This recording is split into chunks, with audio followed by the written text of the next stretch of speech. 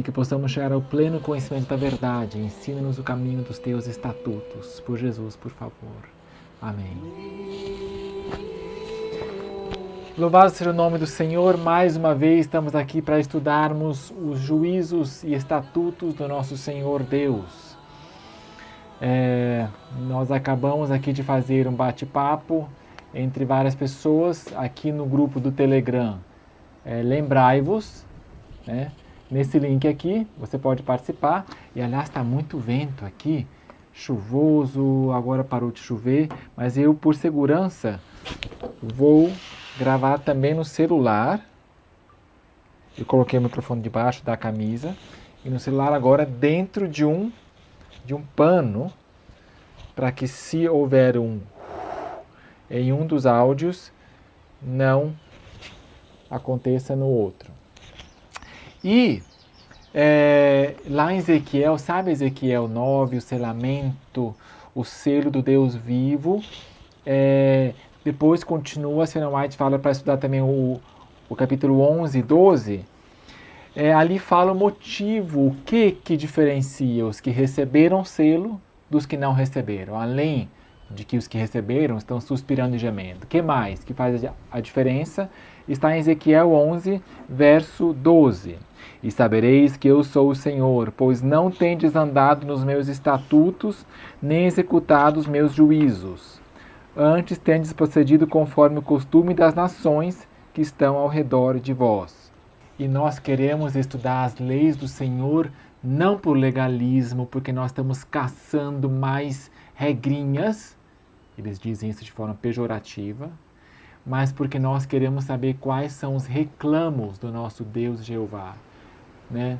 Quais são as ordenanças para nós válidas e extensão dos 10 mandamentos, pegando o mesmo princípio e desdobrando, né? Esmiuçando e desdobrando para nosso entendimento, tá?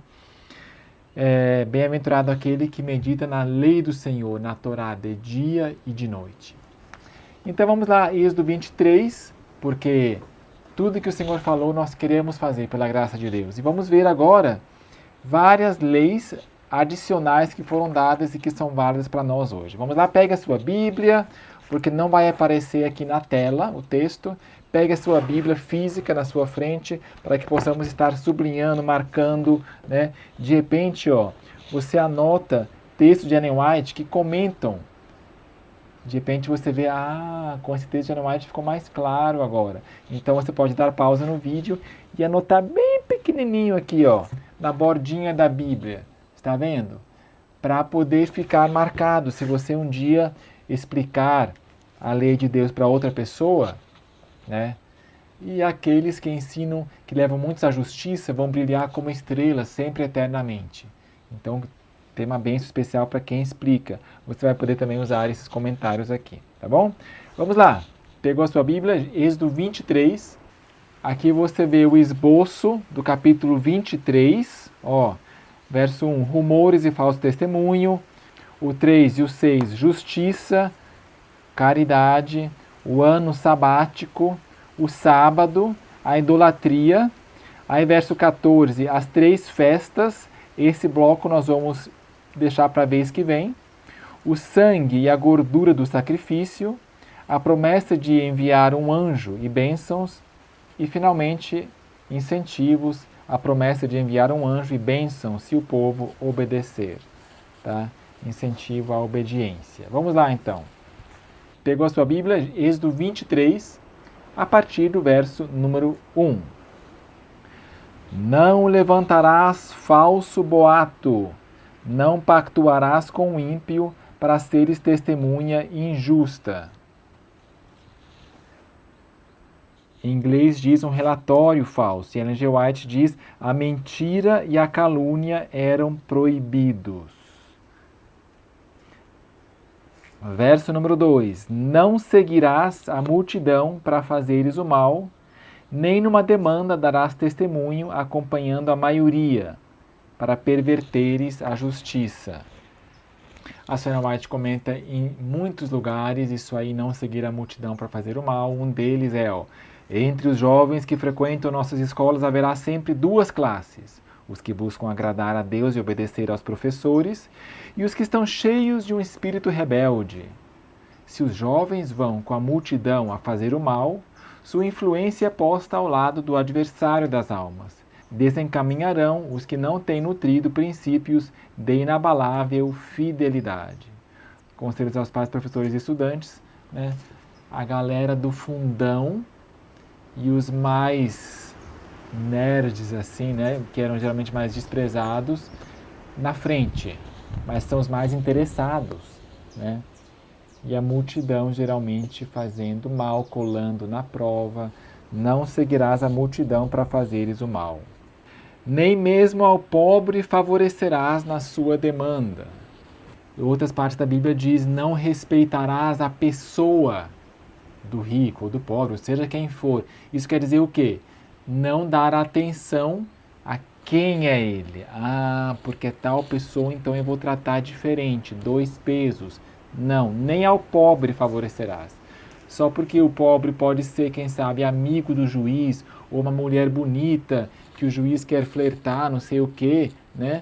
Isso não deve acontecer, está proibido, nem ao pobre, nem ao rico, nem ninguém, né? Olhar a aparência, the countenance em inglês, né?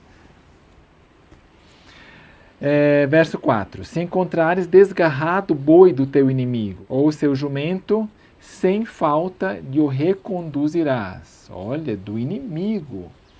Se vires deitado debaixo da sua carga o jumento daquele que te odeia, não passarás adiante, certamente o ajudarás a levantá-lo. Eram ordenados atos de bondade mesmo para com os inimigos pessoais.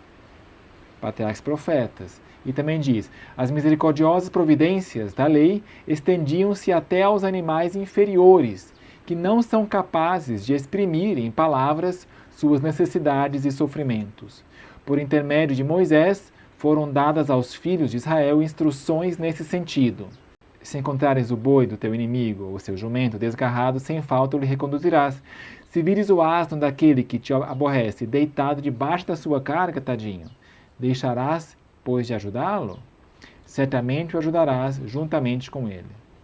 Mas no homem ferido pelos ladrões, apresentou Jesus o caso de um irmão em sofrimento. Quanto mais deveria o coração deles ter se possuído de piedade por aquele do que por um animal de carga. Fora-lhes dada, por intermédio de Moisés, a mensagem de que o Senhor seu Deus, o Deus grande, poderoso e terrível, faz justiça ao órfão e à viúva e ama o estrangeiro. Portanto ordenou, pelo que amareis o estrangeiro, amá-lo-ás como a ti mesmo. Aqui, ó, a teologia do Sermão do Monte, amar seu inimigo, orar por ele. Na verdade, Jesus extraiu da lei o Sermão do Monte e deu seu pleno significado. Aqui nós vemos a justiça, a misericórdia, o amor de Deus, né? O Evangelho já estava lá, sempre estava lá. É o mesmo Deus, Deus não muda, é o mesmo ontem, hoje e sempre. Amém? Não perverterás o direito do teu pobre na sua demanda. Guarda-te de acusares falsamente e não matarás o inocente e justo, porque não justificarei o ímpio. Também não aceitarás peita, quer dizer, presentes, gifts, porque o presente cega o que tem vista e perverte as palavras dos justos, né?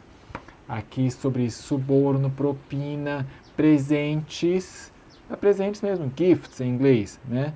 Olha só, você lembra que Abraão recusou receber presente, para não dizer que eles enriqueceram. Daniel também recusou presentes. Ah, você vai ser o terceiro e vai ter presente. Ele falou, guarde para você, porque quem recebe presente geralmente está sob uma obrigação, né, não expressa, mas implícita, de favorecer, de ser bom com o seu benfeitor, né? Balaão, já por outro lado, aceitou presentes e cobiçou presentes e acabou então fazendo aquilo que é errado.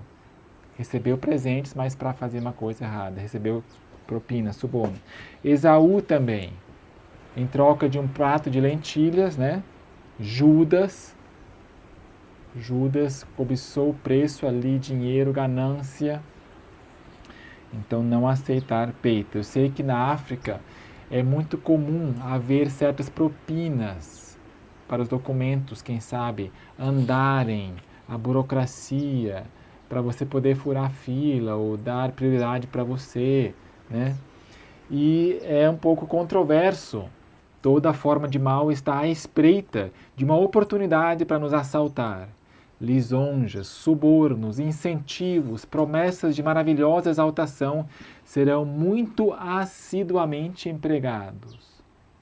Haverá forte tentação para se desviar do caminho reto. Encontrar-se-ão numerosos argumentos em favor da conformidade com as práticas mundanas e a adoção de costumes que, em realidade, são desonestos. Pergunta: ao tratar com espertos, é preciso haver conformação com os costumes? E os que se mantêm em estrita integridade não poderão comerciar e ganhar a vida? Resposta: onde está a nossa fé em Deus?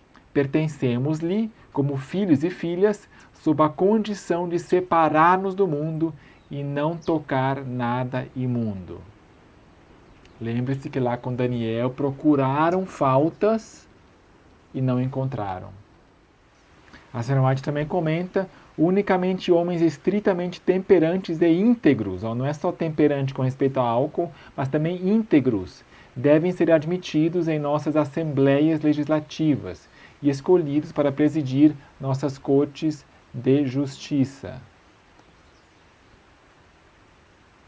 Outro sim, quer dizer, além disso, não oprimirás o estrangeiro, pois vós conheceis o coração do estrangeiro, porque fostes estrangeiros na terra do Egito. Aqui no Brasil temos estrangeiros que vêm do Haiti, né, da Venezuela, de um país vizinho mais pobre, quem sabe, da África. Não oprimir, né, a palavra opressão tem uma conotação muito... Não, eu não vou oprimir ninguém, imagina. Mas nós podemos oprimir sendo mais amigos só dos brasileiros, deixando ele meio de escanteio, no junta-panelas, deixar ele comer sozinho lá. É uma forma de opressão, é uma forma de marginalizar a pessoa, né? Então, buscá-lo. Lembre-se que Jesus, ele foi oprimido, ele foi marginalizado, né? Como um de quem os homens desviam o rosto. Então, nós vamos ser julgados como nós tratamos esse irmão, essa irmã, essa pessoa, mesmo que não seja irmã de fora, né? É estrangeira, marginalizada, como se fosse Jesus. O que fizestes comigo na pessoa do estrangeiro, viúvo e órfão? Os estrangeiros que se uniam a Israel deviam ser protegidos de mal ou opressão, diz a pena inspirada, a mensageira do Senhor. Vamos lá agora um bloco sobre agricultura, descanso sabático. Ó. 6 anos semearás a tua terra e recolherás os seus frutos, mas no 7º ano a deixarás descansar e ficar em pousio, para que os pobres do teu povo possam comer, e do que estes deixarem, como os animais do campo. Assim farás com a tua vinha e com o teu olival. Interessante, olival também surpreende, porque o olival é uma árvore, que lá em Levítico 19 diz que somente pode se comer ao 5º ano, de fato, né, quem plantou, mas a cada 7 anos depois também deixar para os pobres, né, ano sabático, deixar para os passarinhos. Interessante, bom. 7º ano aqui. Assim farás com a tua vinha e o teu olival. O Sr. White comenta: cada 7º ano eram tomadas providências especiais em favor dos pobres. O ano sabático, como era o mesmo chamado, começava no fim da ceifa. Okay. Colheu, então começou o ano sabático, depois de 6 anos. Né?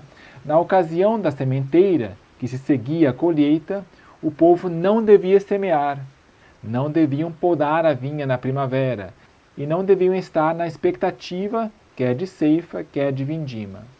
Daquilo que a terra produzisse espontaneamente, podiam comer enquanto novo, mas não deviam armazenar qualquer porção. Olha como é que lança luz Não deviam armazenar qualquer porção do mesmo em seus depósitos. A produção deste ano devia estar franqueada ao estrangeiro, ao órfão e à viúva, e mesmo aos animais do campo. Lindo. Então, o agricultor podia sim comer no 7º ano, mas não armazenar, não, digamos, arar, semear, né? Deixa assim, vamos ver o que brota agora. Quem sabe vai ser depois também uma adubação verde, né? Naquele mato lá, você roça, ara, né? Ellen White é a favor de arar-se a terra assim, né? E arar fundo. Veja mais sobre isso aqui nesse meu vídeo, Reforma na Agricultura. E cada 7 anos as terras deviam ser deixadas livres, ficando para os necessitados, o que elas produzissem espontaneamente.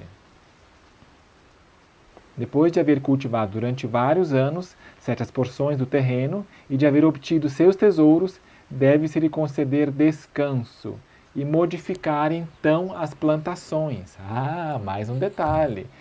Você não vai depois plantar de novo milho nesse lugar. Não, aí você vai poder plantar feijão, por exemplo. Deve-se modificar a plantação, né, uma certa rotatividade aí agrícola. E como o povo não praticou isso em sua maioria, né, Deus então viu que vai dar descanso à terra, levando o povo para o cativeiro durante 70 anos.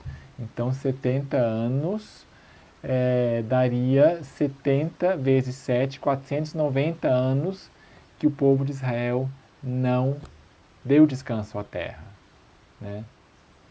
Interessante, né? 7 anos sabáticos, como Deus cuida bem da sua terra e vai forçar então o descanso. E logo em seguida, já que falou de ano sabático, fala sobre o sábado semanal. 6 dias farás os teus trabalhos, mas ao 7º dia descansarás.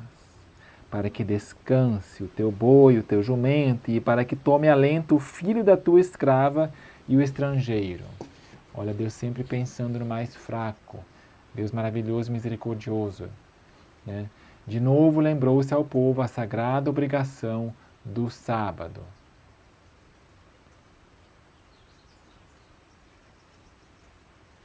Em tudo que vos tenho dito, andai apercebidos. Como é que é essa palavra em inglês? Deixa eu ver aqui na Bíblia White. Êxodo 23, verso 13. Na Bíblia White aqui você pode apertar KJV mesmo estando offline. Be circumspect, estar circunspecto. Atenção, do nome de outros deuses nem fareis menção. Nunca se ouça da vossa boca o nome deles. Uau! Não mencionar o nome, mesmo que você não adore esse Deus, que você discorda, mas não mencionar o nome também. Você pode falar, né? Tal, mencionar por cima, você não tem que falar o nome. E ainda menos integrar na sua conversação um ídolo popular. Naquela época era Baal, Azera, Astarote, né? Hoje em dia, qual que é o ídolo moderno nosso, muito popular no Brasil? Essas interjeições nós estamos quebrantando esse juízo aqui. Êxodo 23. Do nome de outros deuses nem fareis menção. Com roupagem cristã, nunca se ouça da vossa boca o nome deles. Nem dos ídolos das nações, futebol, o nome do time, né? Esses ídolos, longe da vossa boca, separar-se, não tocar nada imundo, e eu vos receberei. Isaías 42, condição para a chuva ser hoje também. E eu vos receberei, se fizerdes isso, não tocar nada imundo. Mais sobre essas interjeições, veja meu vídeo aqui sobre tempo de ser puro, tá? Agora os próximos versos são as 3 festas anuais que nós vamos pular. Vamos dedicar o próximo vídeo só para isso, tá? Essas 3 festas, e vamos agora pular para a parte final, a partir do verso 20. Eis que eu envio um anjo adiante de ti, para guardar-te pelo caminho e conduzir-te ao lugar que te tenho preparado. Ah, Deus vai mandar um anjo na frente porque ele mesmo não quer ir, porque é povo rebelde. No Sinai, tanto o pai como o filho estavam presentes, sabia? Mas com aquele episódio lá do bezerro de ouro e tal, Deus o Pai falou, não, eu vou mandar o anjo. Aí Moisés pediu, não, misericórdia, vem conosco sim, Senhor. Mas Deus falou que enviaria o anjo. E quem que é esse anjo? Podemos aqui aprender lições preciosas da longanimidade de Jesus, o anjo que foi adiante dos hebreus no deserto. Comentando sobre o fato de que o povo achava que era Moisés que era o líder, né? O Senhor queria remover eles para sempre do espírito essa impressão, vedando a Moisés de entrar na terra prometida. Ali estava a prova definitiva de que seu líder não era Moisés, mas o poderoso anjo, de quem o Senhor disse, eis que eu envio um anjo diante de ti. Os hebreus desviaram os olhos e pediram outros deuses. Moisés, seu líder visível, estava conversando com Deus no monte.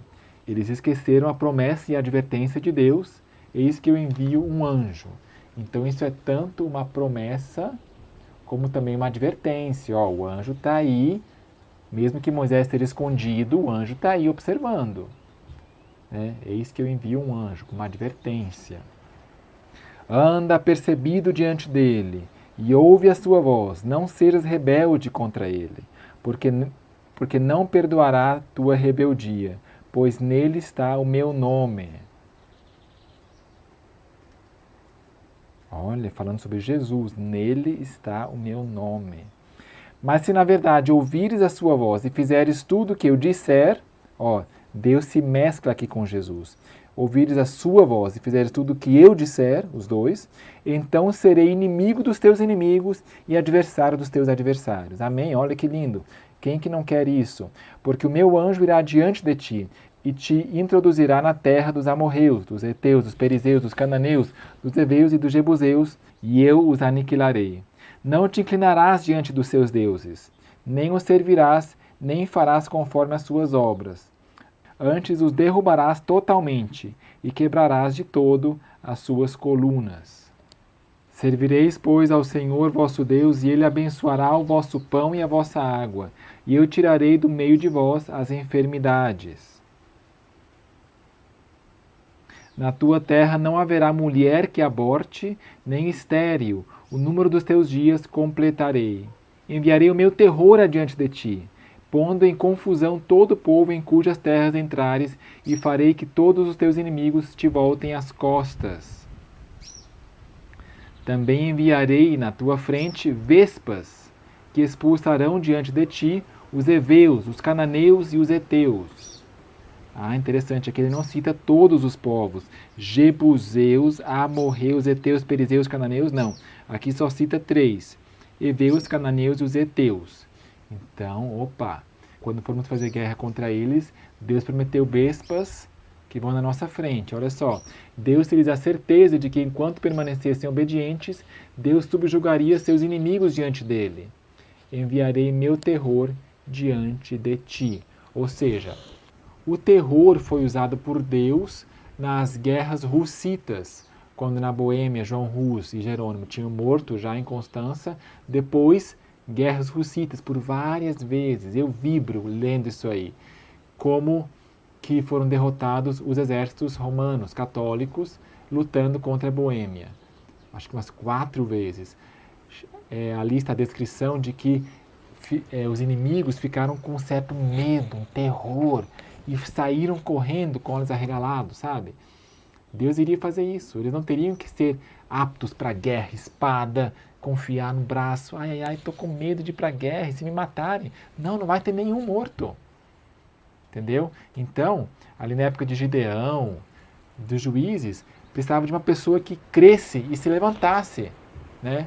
Vamos fazer isso, vamos lá lutar, porque Deus prometeu, e tomar Deus pela palavra, que não haveria nenhum morto. O Ellen White, comentando esses versos, diz: estas promessas de Deus a seu povo foram condicionadas à sua obediência. Se servissem ao Senhor inteiramente, Ele faria grandes coisas por eles. Deus prometera a seu povo que, se obedecessem a sua voz, ele iria adiante deles e por eles combateria e enviaria também vespões para expelir os habitantes da terra. Deus tem 1000 maneiras, não é mesmo? De fazer uma obra contra os seus inimigos. Maravilha, glória a Deus por isso. E aí diz, não os expulsarei num só ano, para que a terra não se torne em deserto, e as feras do campo não se multipliquem contra ti. Ah, então não vai ser rapidinho, né? Fazer guerra contra os inimigos, depois voltar para ficar com a sua família e pronto. Seria lento. Mas a Senhora White, em algum lugar, comenta de que isso aí era feito de propósito por Deus para provar o coração das gerações futuras. Ou ainda tem um bastião dos inimigos lá em Jebus, que era Jerusalém. E só Davi foi que expulsou ali os inimigos de Deus, os gentios da cidade de Jerusalém. E ele mudou o nome de Jebus, a capital dos Jebuseus, para Jerusalém. Só Davi. Davi viveu depois dos juízes, Samuel, e depois que veio somente Davi, né? Ah, aliás, não é Ellen White, é a própria Bíblia que diz isso em Juízes 2, verso 21 e 22. A Bíblia diz isso. Eu não expulsarei mais diante deles nenhuma das nações que Josué deixou quando morreu, a fim de que por elas ponha à prova Israel, se há de guardar ou não o caminho do Senhor como seus pais. Porque essa nação tinha violado o pacto, diz no verso anterior, então Deus não iria expulsar para provar a Israel, para ver se vai guardar ou não o caminho do Senhor, como seus pais o guardaram para nele andar. Assim o Senhor deixou ficar aquelas nações e não as desterrou logo, nem as entregou na mão de Josué.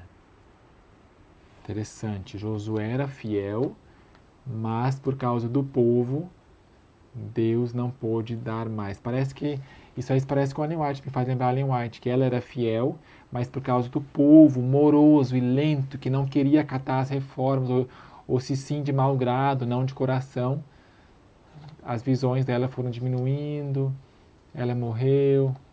Então aqui foi dada a instrução de que não era para expulsar de uma vez, para a terra não se tornar um deserto, ou seja, para que não fique sem pessoas para cuidar delas, né? E para que não se multipliquem as feras. Quando o reino do norte foi expulso e foi cativo, não para a Babilônia, mas para a Síria, ali em 2 Reis 17, 24 e 25 diz que se multiplicaram os leões.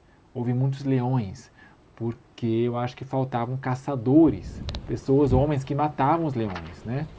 Pouco a pouco os lançarei até que te multipliques e possuas a terra por herança. Então, até que te multipliques, aí sim vai ter mais gente para cuidar da terra, né? Ficar cuidando, senão vai se tornar um bosque de novo, tudo, né? Então, para cuidar da terra, a terra exige cuidado e as feras. Quando tivesse multiplicado mais Israel, mais milhões, aí Deus iria. Olha só, mais promessas. E fixarei os teus limites desde o mar vermelho até o mar dos filisteus, e desde o deserto até o rio. Quer dizer, sul até oeste, mar dos filisteus, e desde o deserto até o rio Eufrates, né? Às vezes aparece maiúsculo até, porque era o rio principal, né, do mundo, lá na Idade Média, lá nos tempos antigos. Porque hei de entregar nas tuas mãos os moradores da terra, e tu os expulsarás diante de ti. Não farás pacto algum com eles, nem com os seus deuses. Olha, pacto. Né? Hoje em dia, sociedade. Não ter julgo desigual com os incrédulos. Julgo desigual. Eu também já falei sobre isso aqui, o julgo sem suor. Nós podemos fazer julgo de muitas maneiras, não só assinando uma sociedade formal de um negócio, mas vários tipos de sociedade, de aliança, de combinar alguma coisa, né? Não habitarão na tua terra, para que não te façam pecar contra mim. Pois se servires aos seus deuses, certamente isso te será um laço. Que eles não habitem na sua terra, para que não faça pecar. Que o Santo Espírito nos mostre, né? Nós Também já fizemos um vídeo, né? Com quem não almoçar, quem não receber na sua casa. O Novo Testamento fala sobre isso, bem claramente. Textos bem impopulares, raras vezes se ouve falar desse texto, mas está na palavra de Deus também. Com quem não almoçar, quem não convidar para sua casa, né? Para não ser coniventes, tá bom? Isso te será um laço também. Quem tem crianças, né? Certas conversações, elas ficam ouvindo e são uma esponjinha que vão aprendendo tudo, as gírias, até palavrões, a maledicência. Isso vai ser um laço. Amém? Deus seja louvado nesse vento aqui, ar puro das montanhas. Olha só, o povo respondeu: tudo que o Senhor tem falado, faremos. Aqui conclui-se o chamado livro da aliança. Lembro-me dos teus juízos antigos, ó Senhor, e assim me consolo. Arrepia-se minha carne com temor de ti, e tenho medo dos teus juízos. Justo és, ó Senhor, e retos são os teus juízos. Muitas são, Senhor, as tuas misericórdias, vivifica-me segundo os teus juízos. Olha só essas promessas que nós lemos, né? Nós podemos reclamar que Deus nos vivifique segundo esses juízos. E falando em reclamar promessa, gente, hoje é sábado, e aqui em Apocalipse, na Bíblia White, o comentário no verso 10 diz que João repetia e reivindicava para si as preciosas promessas que Cristo havia dado com respeito a esse dia. Só pode estar falando, né, a meu ver, sobre Isaías 58, que diz: então te deleitarás no Senhor. Ele te fará cavalgar sobre as alturas da terra e te dará a herança de teu pai Jacó. Uma tríplice promessa para quem guarda o sábado, chamando deleitoso e honrares, não seguindo os teus caminhos, falando palavras vãs no sábado. Cuidado com as palavras, né? Nós temos 2 orelhas e uma boca, uma lição objetiva. No sábado, nem fazendo a tua própria vontade. Então, se a gente fizer essa condição, reclamava, ele pegava, né? Com a Bíblia nas mãos, diga: fiz conforme disseste em Cristo, pela justiça de Cristo. Apresento a tua promessa. Parábola de Jesus. Então nós podemos reclamar essas bênçãos, fazer cavalgar sobre os altos da terra. Amém? Vamos fazer isso nesse momento. Santo Deus e Pai, louvado e glorificado seja o teu nome. Graças te damos por esses retos juízos que explanam e tornam mais plena a tua sagrada lei no decálogo. E queremos guardar esse livro da aliança e, juntamente com o povo fiel de Deus em todo o mundo, dizer: pela tua graça, em Cristo que nos fortalece, faremos tudo o que o Senhor disse. Queremos reclamar essa promessa de Isaías 58 também, Senhor, dizendo: então te deleitarás no Senhor, e te fará cavalgar sobre os altos da terra. Quem sabe alguém que está em dívida aí, Senhor, reverta o seu cativeiro, muda o jogo, volta o cativeiro dessa pessoa, que essa pessoa possa guardar os sábados conforme a tua lei, e então também reclamar essas promessas. Cavalgar sobre os altos da terra e sustentar com a herança do pai Jacó. Glória a ti, Senhor, pelas tuas bênçãos e por esse livro da aliança. Queremos em Cristo que nos fortalece cumprir tudo isso em nome de Jesus. Amém.